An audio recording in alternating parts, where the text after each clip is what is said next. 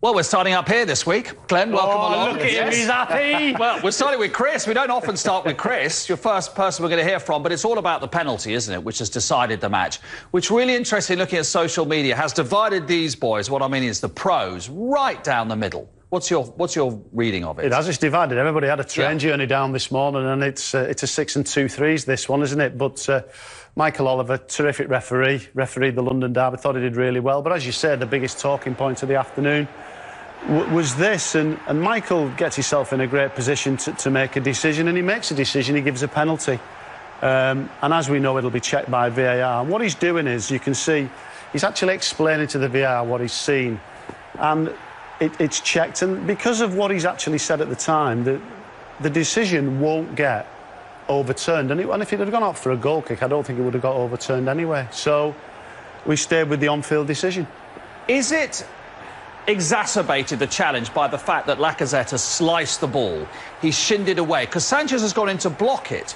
And I think Sanchez is thinking, if the ball travels in the direction I would anticipate it, I am going to block it. But because he's shinned it away, it looks like he's taken him out. That's what people are saying, because he's touched the ball, you know, is it a foul? And when you look at that, you go, well, actually, Sanchez, he sort of collided with Lacazette. No, hang on a second. They collided into each other. Let me finish. With him. And when I saw this in real time, I thought, penalty. And then I'm watching it again last night, and I'm sort of 10, 15 views, and I'm thinking, I'm not so sure. And that says to me, is that clearly wrong? And because of what we've said, a lot of people say it is a penalty, a lot of people say it isn't a penalty. Then because it's not a clear and obvious error, then the decision's not going to be overturned. No. Why doesn't he go to the monitor to check for himself? Because, as I've said, what will happen is Michael is talking to the VAR, he tells him what he's seen, and if that correlates with what the VAR's seeing, he's not going to recommend a review because he doesn't feel as though the error he's made is clear and obvious, and that's where we're at, Don. It will divide opinion. I mean, if you're an Arsenal fan, you're delighted. If you're a Tottenham fan, you're upset. But you don't think it's a penalty? I don't think it is. No. I don't think it is. I think he had a good view of it, Michael Oliver. And when I seen it in real time, like Glenn, I thought it looked like an unbelievable block, because you're watching Lacazette take the shot on, and the goal was right in front of him, and he skews it and slices it away to his left-hand side. So I'm thinking Davinson Sanchez has put a brilliant block on. Then when you see it again, you know, if you try and imagine Davinson Sanchez's left leg sort of a foot this way and Lacazette's foot that way, at some point when Lacazette's taken the shot on, he's not going to take the shot on, his leg stays there. He's going to take the shot on and volley through on Davinson Sanchez, and Davinson Sanchez is trying to put the block on. At worst, I think it's just a coming together. I don't see that as being a penalty. Because look at that picture, Glenn, as I said earlier, you would anticipate that the ball would be the other side of Lacazette's foot, because he's shinned it away, in which case Sanchez is perfectly positioned for the block. So as a defender, I think you probably have quite a lot of sympathy with Sanchez, don't you? Yeah, I have. I think the only thing that goes against him is that he comes off his feet. I think if he stays on his feet and does exactly the same movement, I think he'll get away with it. Because, for me, Lacazette comes across the line of Sanchez more than the other way round. But you see his left foot. Now that goes in towards Sanchez. Sanchez isn't lunging in towards the striker.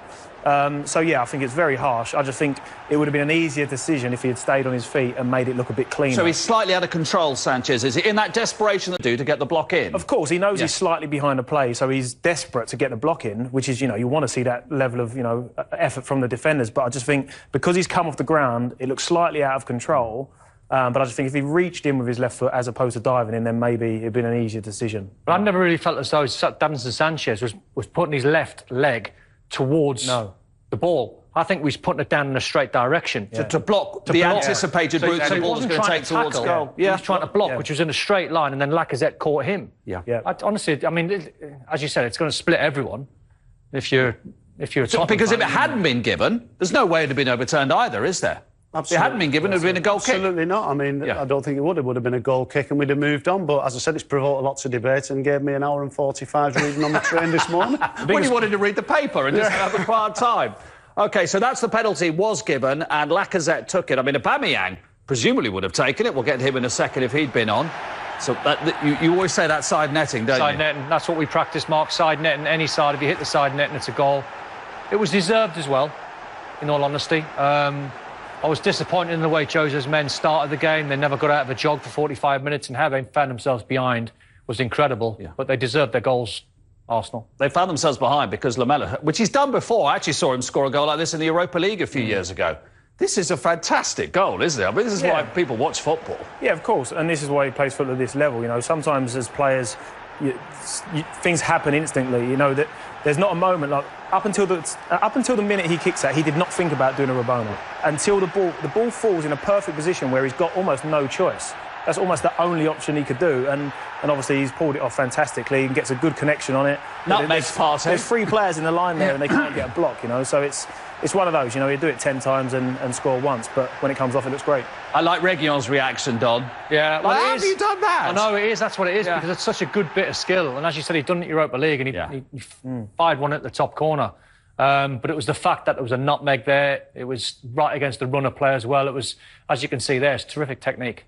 That is great, isn't it? That's the sort of thing you want kids to practice, isn't it? Because it's. Exactly, yeah. I mean, normally you do it on the byline to get a cross in, don't you? Because you run out of space. Take this very loosely.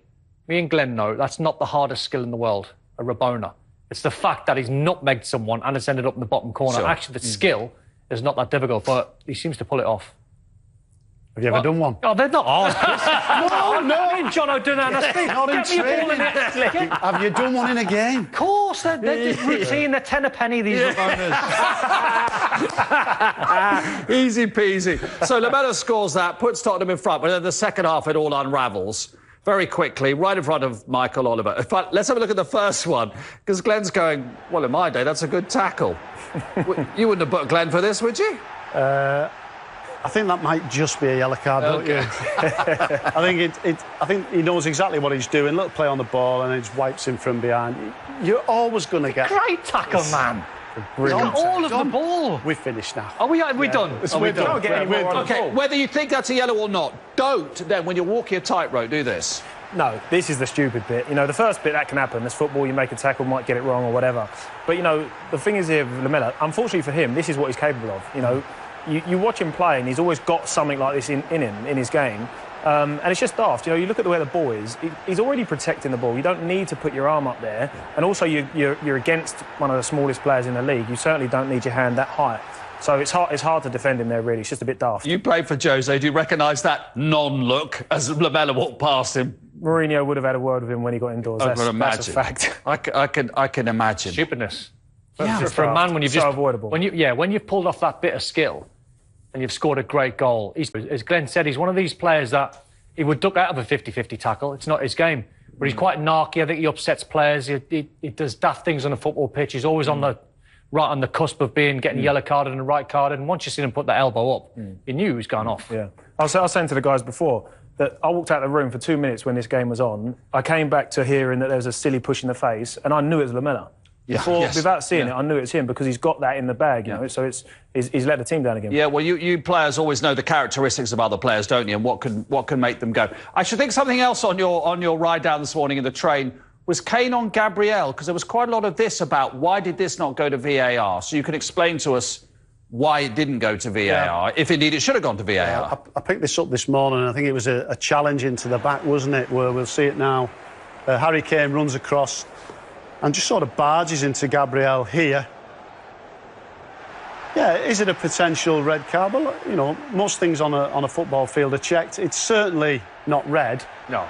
But it's a foul and a good yellow card, Mark, as I always say. You're good yellow. Well, it wasn't given as a yellow card, but the point being, because it's not deemed to be a possible red card, that's why VAR cannot check because VAR just checks direct red cards, that's all. Yeah, so definitely yellow. Do that. It's not a red. No, absolutely. It's definitely yellow. Well, I knew Chris would say strong yellow. Strong yellow. Strong yellow, yeah. It's a bit more than a yellow, but it's not a red.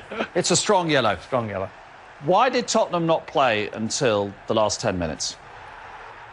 Well, that's the million-dollar question. Yeah. And I ask you because you played for Jose, of course, and this is what the Tottenham fans are saying this morning. What's going on here? Yeah, it's strange to watch. And obviously, like I say, knowing Mourinho that I do, it's very strange that they don't react sooner in football matches. Because, you know, the lads will tell you, you have a game plan at the start. Because, let's face it, they've got world-class players, certainly in the front three, when they started this game.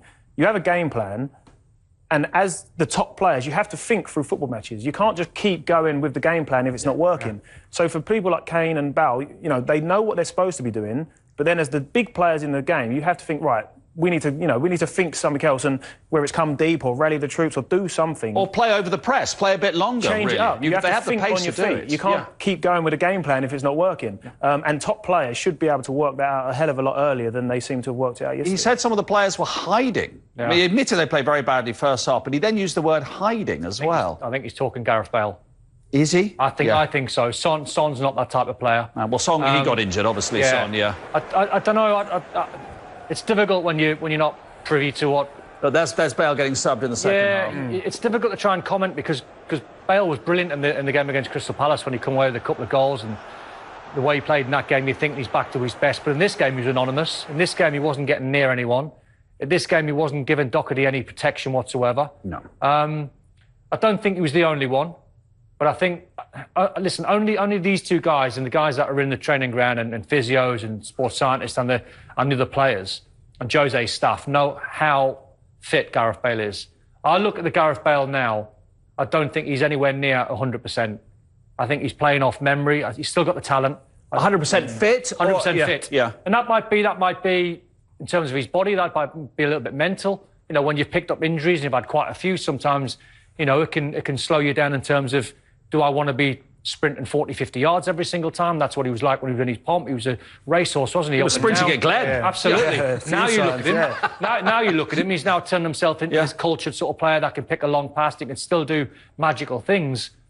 But if you take the running ability out of Gareth Bale, I would imagine Jose's probably singling him out as the one that was hiding the most. I mean, when we watched him against Burnley and Palace, you think, oh, this is the Gareth Bale that you would have played against. Then you see him yesterday and you go, well, he's not quite the Gareth Bale, is he? What do you think when you're watching him? Well, I think like Hutch says there, I think it's mental, because I think he's had enough football now and he would have had enough training sessions to, to be... but I was with Harry not so long ago and he was actually saying, although Gareth Bale's obviously one of the best players in the world, he doesn't have that much confidence. So he's saying, with H, will put his arm around you at the right times and whatever, and Mourinho definitely won't do that. So I think that's where he's suffering, because he might be that character that does want the arm around him, whether he's Gareth Bale or not, and he's just not, maybe don't feel the love, and maybe that's hard for him to go and perform. It's interesting because he's been in such good form. Going into that game yesterday, you would have thought, right, you've done it against Burnley and Palace with respect, and he started to come back the last time they won at Arsenal 10 years ago. We scored a goal and they came back and won 3-2. Now do it today and really show your back, and it seemed to go reverse, didn't it? Revert to the Gareth Bale of a month ago. What I would say is people like Son and Gareth Bale, Dele Alli, Mora, whoever's playing as the 10, and Ndombele, a 4-4-2 is tailor-made for Tottenham to go and destroy a 4-4-2. They destroyed Burnley, destroyed Palace. But when you come up against systems that will actually target people like Gareth Bale and go, right, he can't run that way as fast as he could, so why don't we try and overload that left-hand side? And it was Doherty that kept getting 2v1s against. So if you're smart and you're brave, you can overload your left-hand side, Tottenham's right, knowing that he can't get up. Which is what Arsenal did, didn't they? Exactly. So against Palace in a 4-4-2, you just say to your defenders and your midfield 2 and your 3 just in front, go and stop that source of midfield. You nick it back. We saw it in the Fulham game. Every time Fulham tried to play a little ball into midfield, Tottenham had 4 players that were just going straight that way every single time Fulham lost the ball. Against Burnley, same scenario. Palace, same scenario. The best sides will look at Tottenham if Gareth Bale's playing. No disrespect whatsoever, but they'll be saying, he is not protecting his fullback. He can't do it anymore, so why don't we try and overload that left-hand side? When we have a look at the table, Tottenham in terms of the top 4 and trying to get back in the Champions League, they could get back in by winning the Europa League. Don't forget that, of course, because they're very well placed to get into the quarter-finals after the first leg. I mean, that's a big blow, that, Glenn, isn't it? I mean, they've got a game in hand over, obviously, those who are in the top 4, but there's still that's a lot of ground that's a reasonable amount of ground to make up in 10 games, isn't it? Yeah, it is, and I think it's too much now, to be honest. But you've got really the ideal situation against Arsenal. Arsenal have been struggling. With the players that Tottenham have got, if they start the game lively and really take it to Arsenal, which I think we was all expecting, they had a real good chance of winning that football match. But now, and I know the table looks completely different to how we expect, but you have to get in the top 4. You've got to beat the so-called top 4 teams. And I know Arsenal are clearly 10th, but they're not going to be around there for long. I wouldn't think. But that was an ideal chance for them to take there, and they just blew out with a puff. Where it gives them hope is the teams above them necessarily are not going away from them. No. Chelsea loads of clean sheets, draw. West Ham lost. Everton lost. So even Liverpool fans will be looking at that table saying that if we can stick a win on the board tonight and go to 46, they might think they're still still back in the hunt. But Yeah. you'd like that lost 9 for Jose Mourinho is extremely unusual number to have lost that many games. But I think it's the season we're in. Honestly, I do think all of this will change next season. I think this season's been like no other.